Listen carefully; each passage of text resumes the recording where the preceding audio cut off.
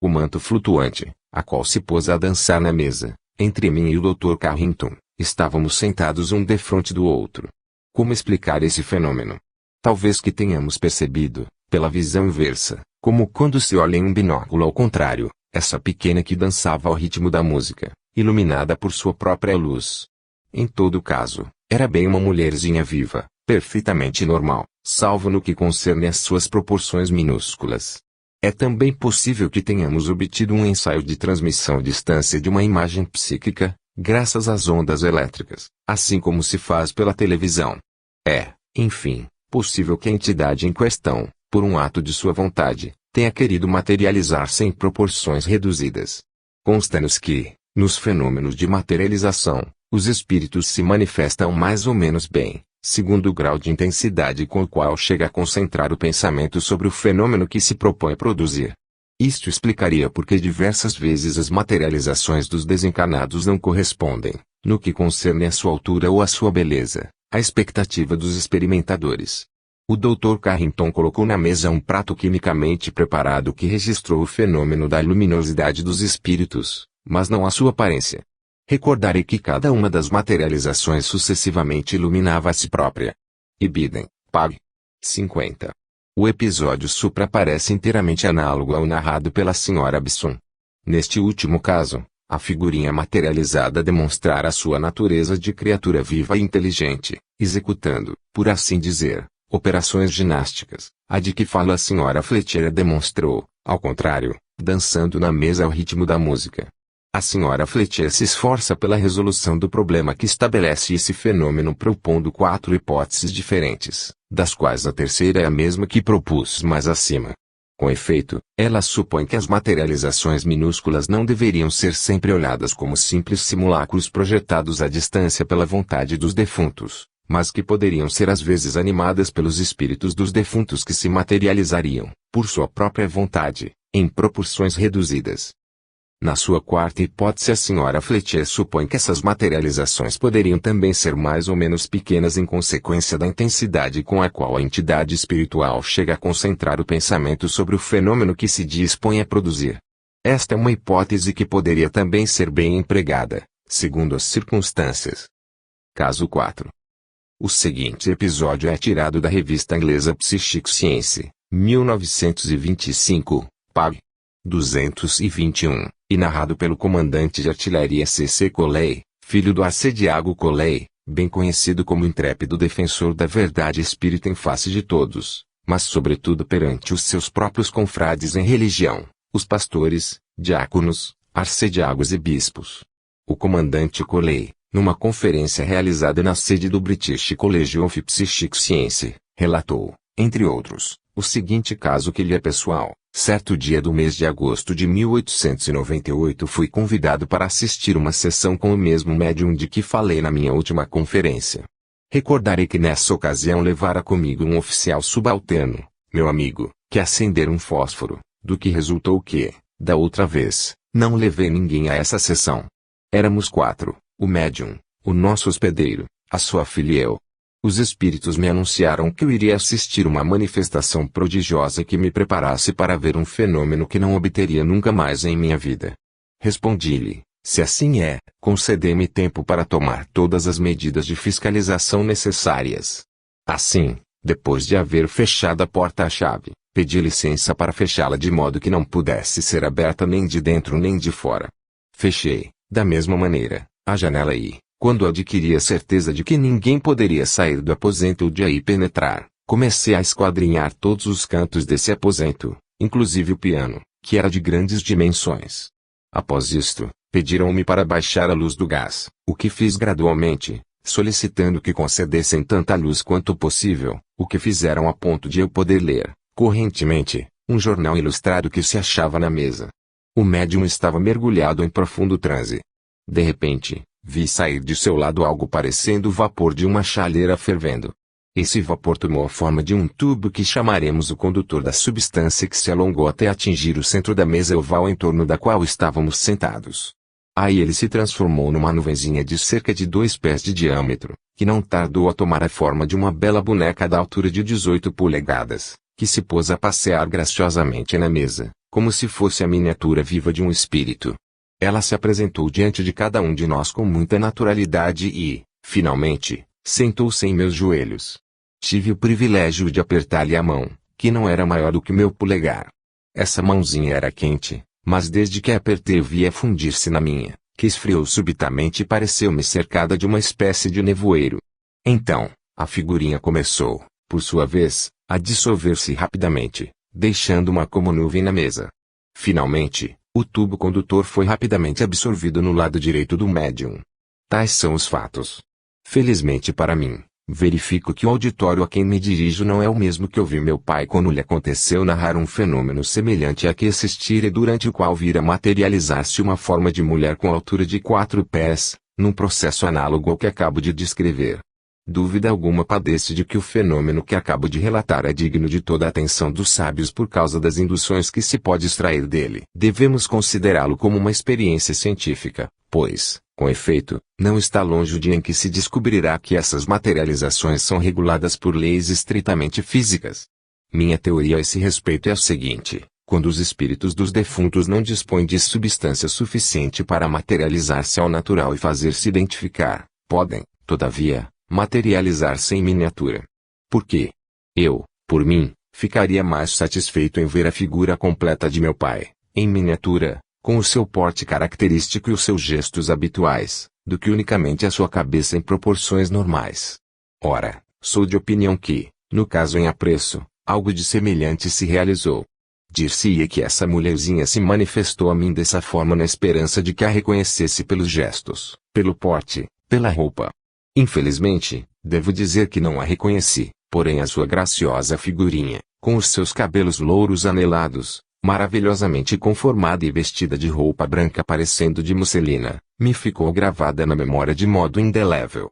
Este caso é, por sua vez, absolutamente semelhante aos outros dois que o precederam.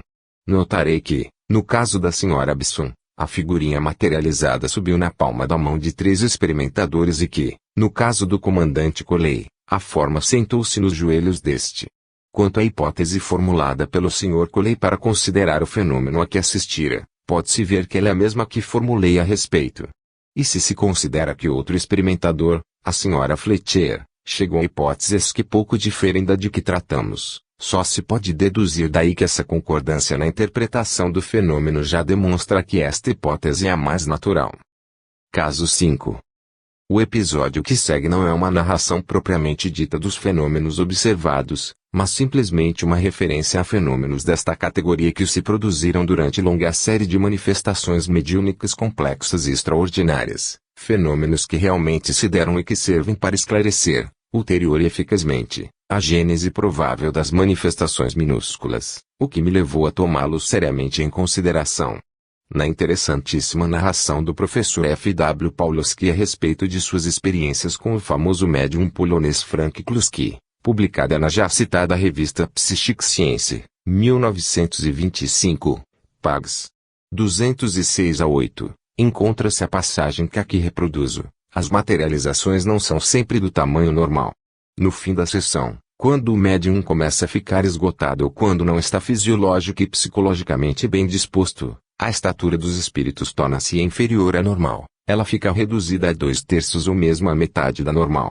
A primeira vez que me sucedeu observar esse fenômeno, julguei tratar-se de crianças, mas examinando-as melhor, distingui os rostos enrugados de um velho e de uma velha, em dimensões muito reduzidas.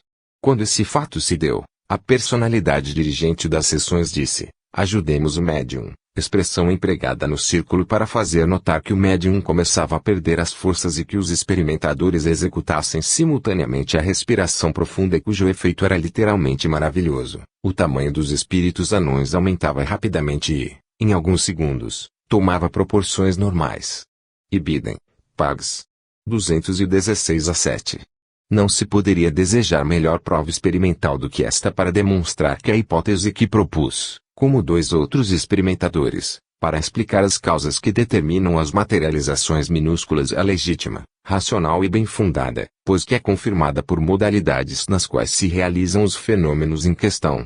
Dever-se-á então reconhecer que, quando rostos ou espíritos em proporções minúsculas se materializam, isto significa, quase sempre, que as personalidades mediúnicas que se manifestam não dispõem de ectoplasmas em quantidade suficiente para poderem materializar-se normalmente.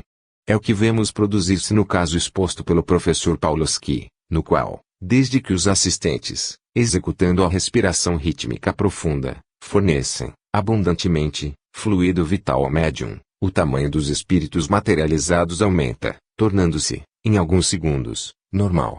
Ora, esse fato não é apenas uma prova a favor de minha tese, mas constitui também uma demonstração absolutamente decisiva de que ela está certa, salvo sempre a circunstância de que o fenômeno pode, por vezes, produzir-se por efeito da vontade da entidade que se manifesta.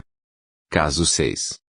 Na importantíssima narração do Sr. I.H. Sachê, de Auckland, Nova Zelândia, publicada na Lead, a partir do número de 15 de novembro de 1929, encontra-se um episódio de figurinhas vivas completamente materializadas.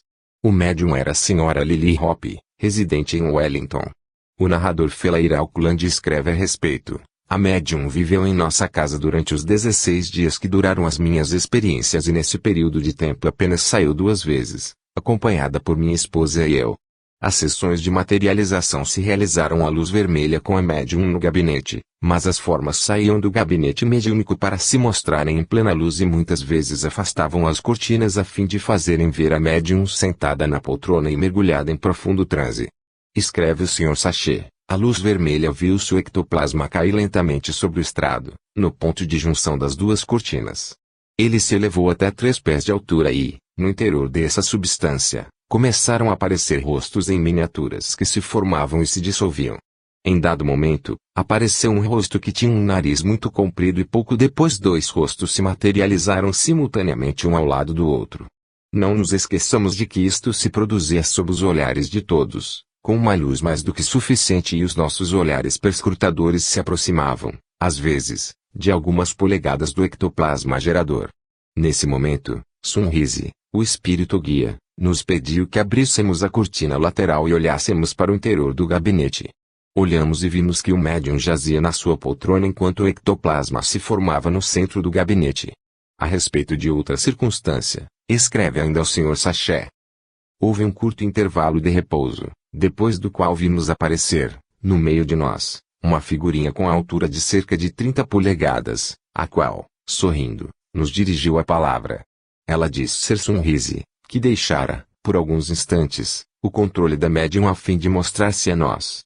Perguntamos-lhe por que se manifestava em dimensões tão reduzidas e ela respondeu que assim o fizera para não gastar muita força.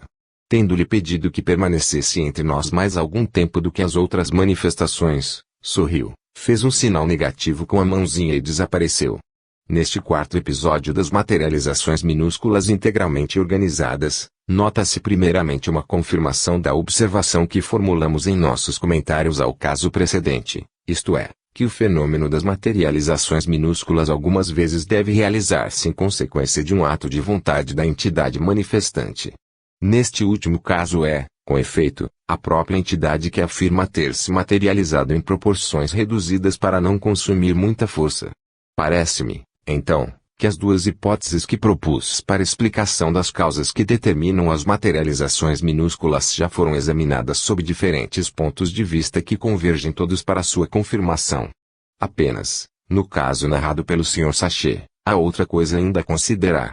Nota-se nele, com efeito, o importantíssimo detalhe de a figurinha materializada conversar com os assistentes. Segue-se daí que neste caso trata-se, evidentemente, da encarnação da entidade que operava na pequena forma materializada. Nestas condições é mais do que patente que se deveria admitir, em geral, a hipótese que propus e segundo a qual as materializações minúsculas de rostos e de espíritos devem ser consideradas como projeções de simples simulacros materializados pela vontade das personalidades operantes. De outra parte, porém, não é menos verdade que esta regra está sujeita a exceções, pois o último episódio o demonstra de maneira decisiva. Penso que ninguém o contestará, mas, ao mesmo tempo, não ignoro que, a propósito da inteligência que anima a pequena forma materializada, se me poderia objetar que esse fato não demonstra a presença, no local, de entidades espirituais estranhas ao médium, pois o psiquismo deste último poderia muito bem animar a figurinha. Responderia que neste caso especial é impossível provar o contrário e não insistirei nisso, ainda que tal não seja a opinião minha bem refletida, fundada na circunstância de que, nas experiências do Dr. Hamilton, ainda que só se tratasse de simples rostos em miniatura, chegou-se a obter magníficas provas de identificação pessoal de mortos que materializavam os seus rostos.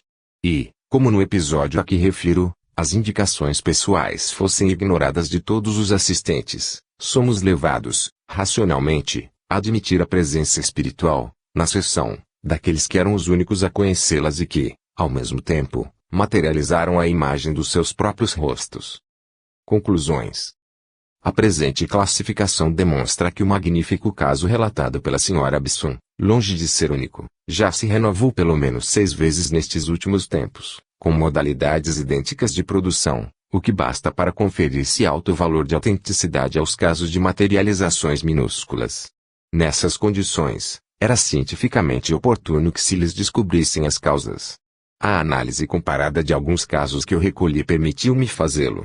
Com efeito, graças ao exame das modalidades nas quais esses fatos se produziram, vimos que o fenômeno das materializações anãs tinha como causa determinante a circunstância da quantidade mais ou menos suficiente de ectoplasma e de fluidos de que dispunha o espírito que operava. Este, não podendo manifestar-se em proporções normais, o fazia em dimensões reduzidas, o que não impede que, em certos casos, o fizesse para economizar a força e os fluidos de que dispunha.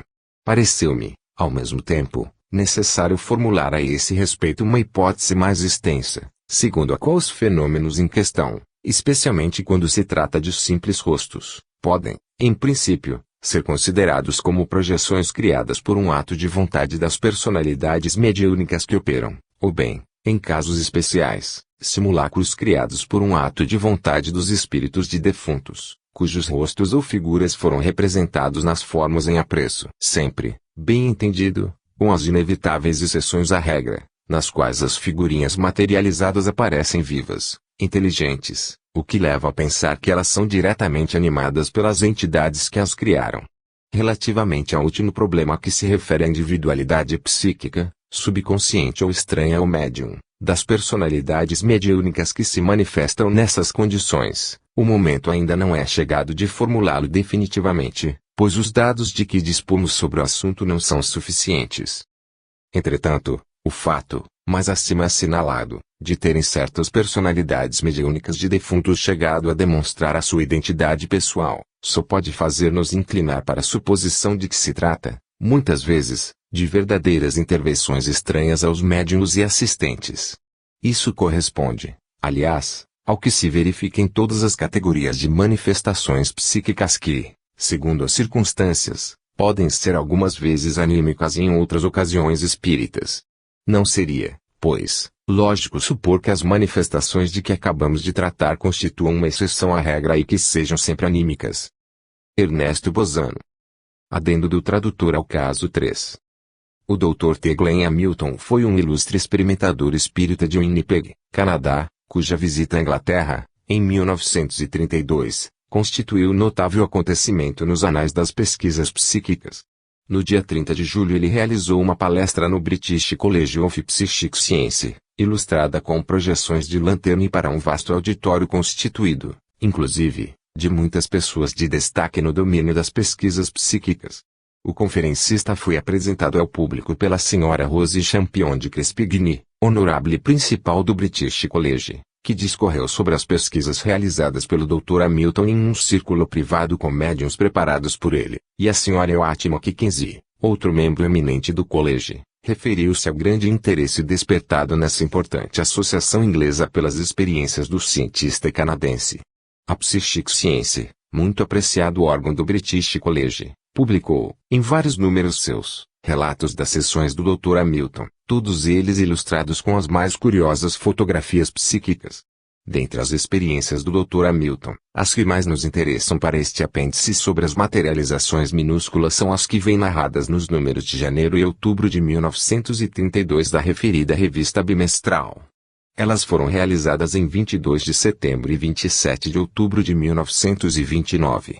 Para fotografar os interessantes e curiosos fenômenos ectoplásmicos que se produziam nas sessões, o Dr. Hamilton dispôs um total de 11 máquinas fotográficas, de vários tipos e fabricantes, em 2 prateleiras, na frente e nos lados direito e esquerdo da médium, com as necessárias disposições para se baterem as chapas conjuntamente de modo instantâneo.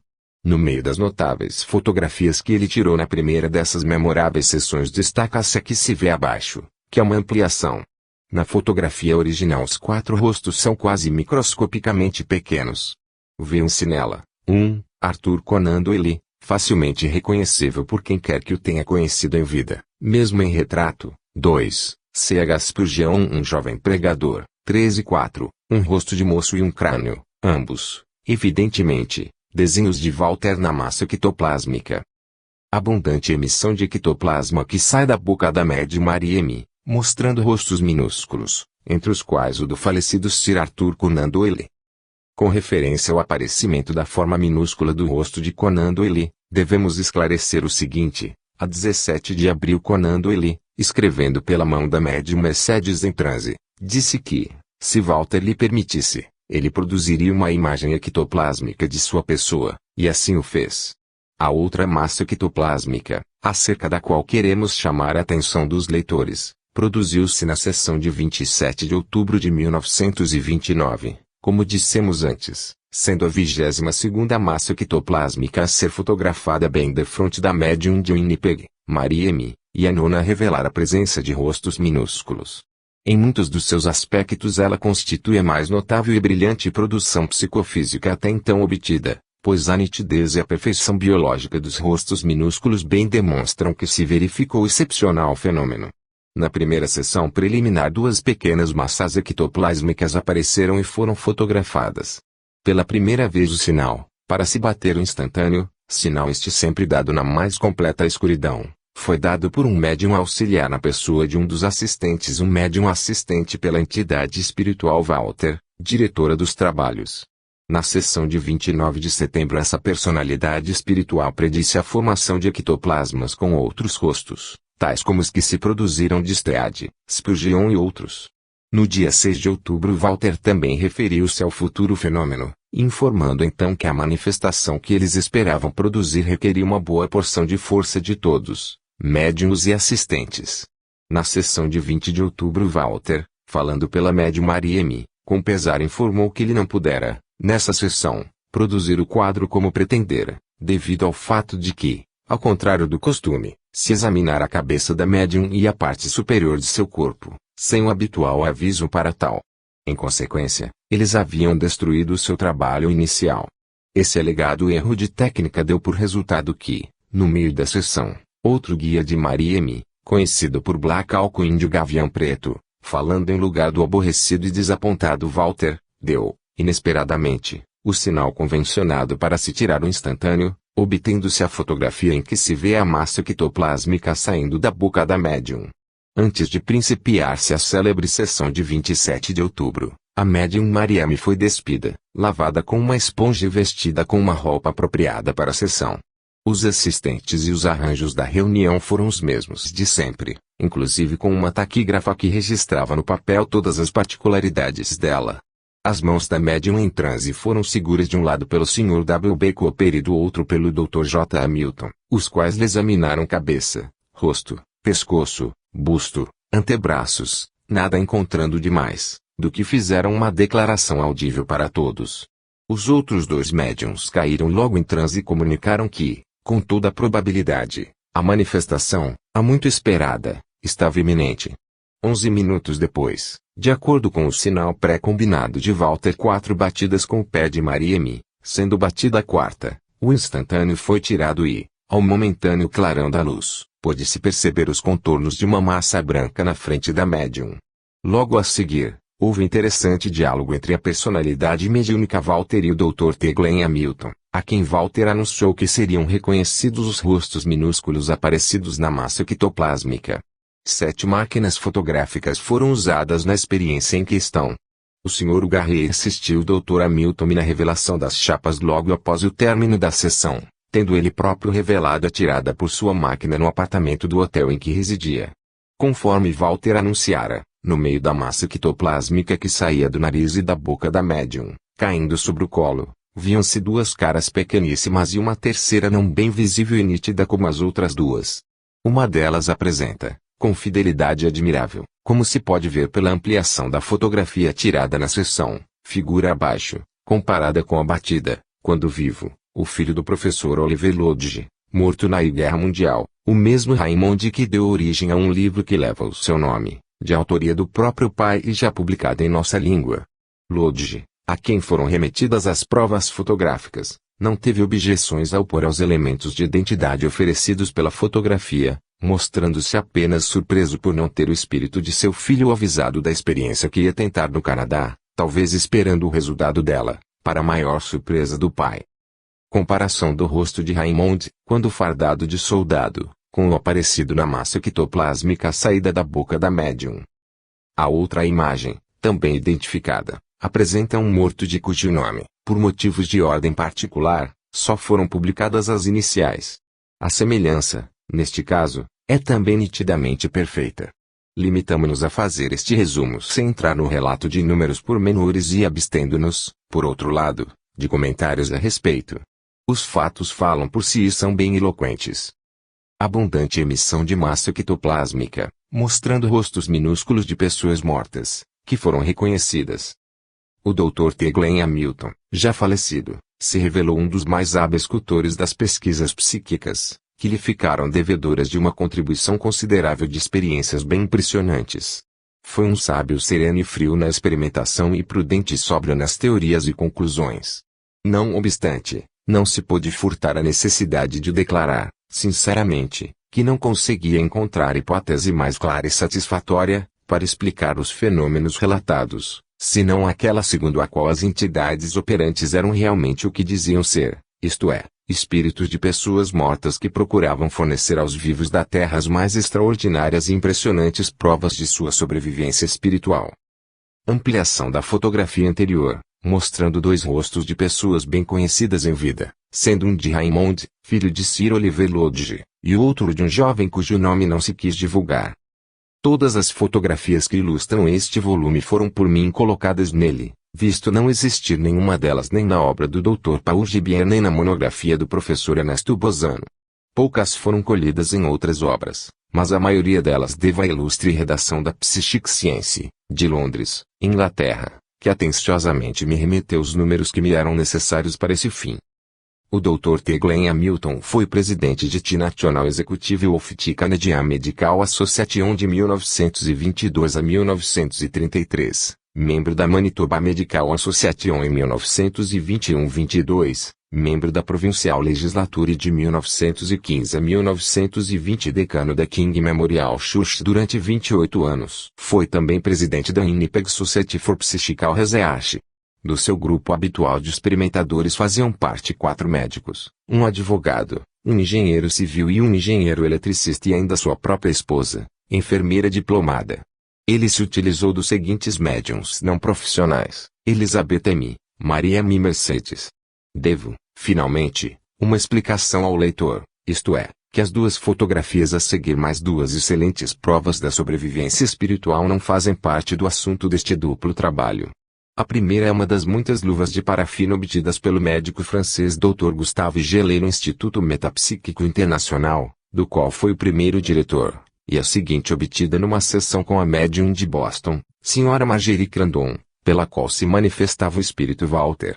O tradutor. Um par de luvas de parafina com os dedos das mãos entrecruzadas, mostrando grãos do corante colocados na cera para melhor autenticá-lo. Impressão digital feita em cera dentária pelo espírito Walter, verificada a ser verdadeira em confronto com a constante de sua ficha datiloscópica completa existente nos arquivos das autoridades locais. Fim.